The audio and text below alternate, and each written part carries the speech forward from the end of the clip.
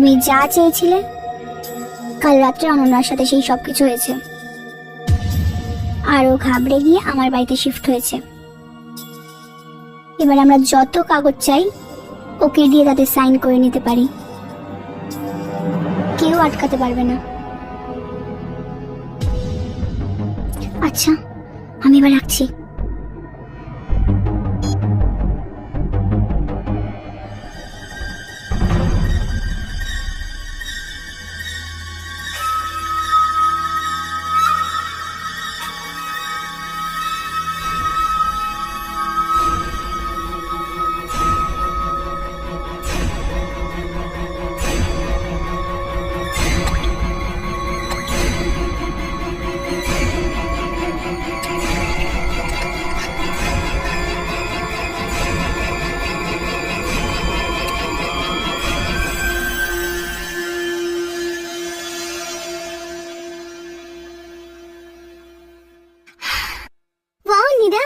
ভীষণ সুন্দর গন্ধ আসছে। আসবে না মানে? আমার হাতের হট চকলেট খুব পপুলার ম্যাডাম। এটা না, এটাতে কম চিনি আছে। এইটা তোমার জন্য, খাও। অ্যামেজিং। ওকে, এটাকে না গরম গরম খেয়ে নিবি, তাহলে খুব ভালো ঘুম আসবে। Thank you so much Neera. আরে ইয়ার, ভুলে গেলি, দোস্তি মে no thank you no sorry. Oh God Neera, you are so filmy. ঠিক আছে, খেয়ে নে।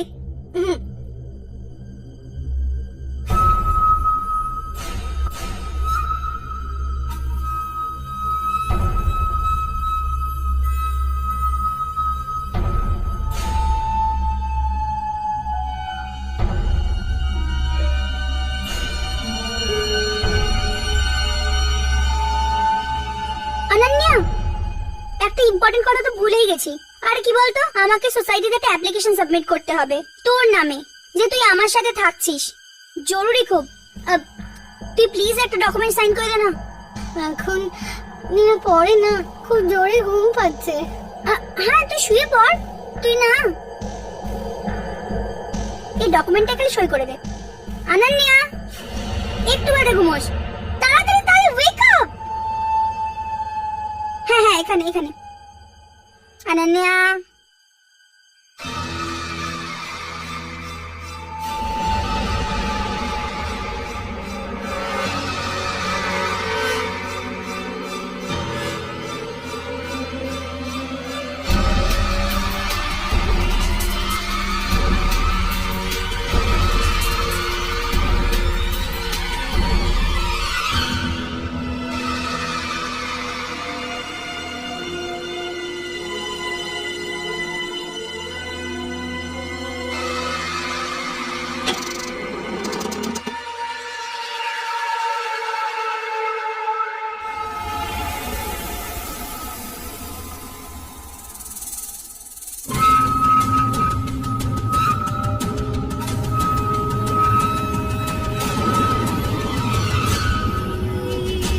এবার দেখো,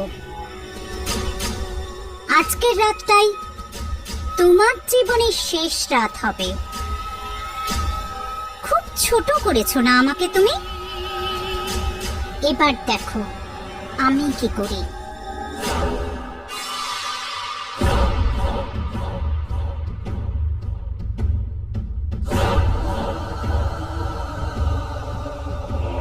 অনন্যা নিজের ঘরে একা বসে ডায়েরিতে লিখছে। ঠিক সেই সময়ই আলো দপদপ করতে শুরু করে। অনন্যা ভয় পেয়ে যায়। তখনই হঠাৎ করে দরজাটা খুলে যায়, কারোর চলার আওয়াজ শোনা যায়। আর অনন্যা নিজের ঘরে রক্তমাখা পায়ের ছাপ দেখতে পায়। আর ভয় পাওয়া অনন্যার মুখোমুখি হয় এক ভয়ানক আত্মার। অনন্যা ওর থেকে বাঁচার চেষ্টায় পালায়, কিন্তু ওই আত্মা ওকে ঘিরে ফেলে আর